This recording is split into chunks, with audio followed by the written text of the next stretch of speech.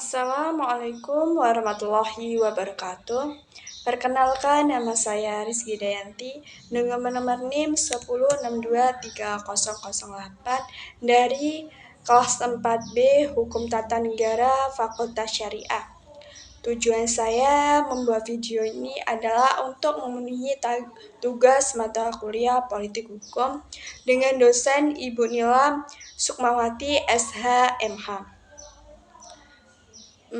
Apakah rekan-rekan sekalian bertanya-tanya, apakah hukum politik itu?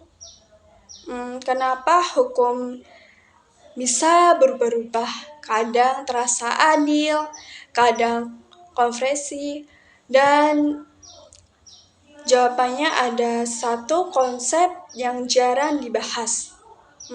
Politik hukum. Yuk kita bahas dalam waktu 6 menit. Apakah politik hukum? Politik hukum ini bukanlah soal politik bikin undang-undang, tapi adalah kebijakan dasar yang menentukan arah, bentuk, dan isi hukum di suatu negara. Singkatnya, politik hukum ini macam kompas yang menunjukkan hukum seperti apa sih yang mau dibangun. Kalau kompas itu salah, bisa melenceng dari keadilan. Tujuan dari politik hukum. Tujuan dari hukum adalah untuk menciptakan sistem yang adil, yang efektif, dan berpihak pada rakyat. Fungsi juga banyak, mengarahkan kepada pembentukan undang-undang yang mendorong reformasi hukum, bahkan jadi alat kontrol apakah hukum suatu ideologi negara, misalnya di Indonesia, yang harus sesuai dengan Pancasila. Faktor yang mempengaruhi politik hukum nggak berdiri sendiri, tetapi dipengaruhi oleh ideologi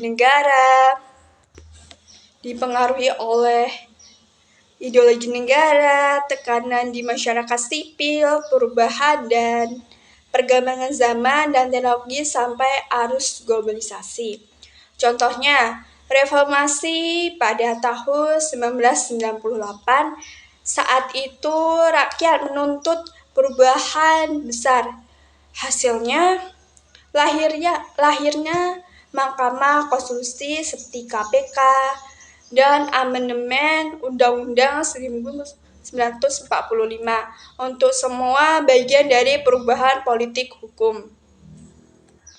Yang selanjutnya yaitu politik hukum di Indonesia. Di Indonesia, politik hukum selalu berubah-ubah sesuai dengan perkembangan zaman, yaitu seperti zaman Orde Baru.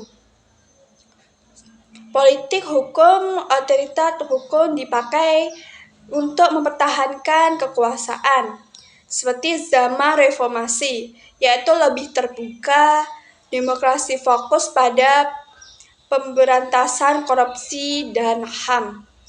Tapi tidak sesuai ideal, misalnya Undang-Undang ITE awalnya untuk keamanan siber, tapi belakangan malah sering dipakai untuk menjerat kritik. Contohnya yaitu politik hukum belum berpihak pada kebebasan berekspresi. Kesimpulannya itu politik hukum penting banget karena dia menetapkan hukum untuk siapa, untuk rakyat atau untuk kekuasaan. Sebagai warga negara, kita harus melek atau kritis supaya hukum benar-benar jadi alat keadilan, bukan alat kekuasaan.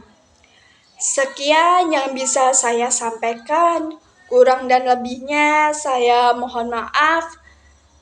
Saya akhiri. Wassalamualaikum warahmatullahi wabarakatuh. Jangan lupa like, subscribe, Ya teman-teman, sampai jumpa di video selanjutnya. Bye.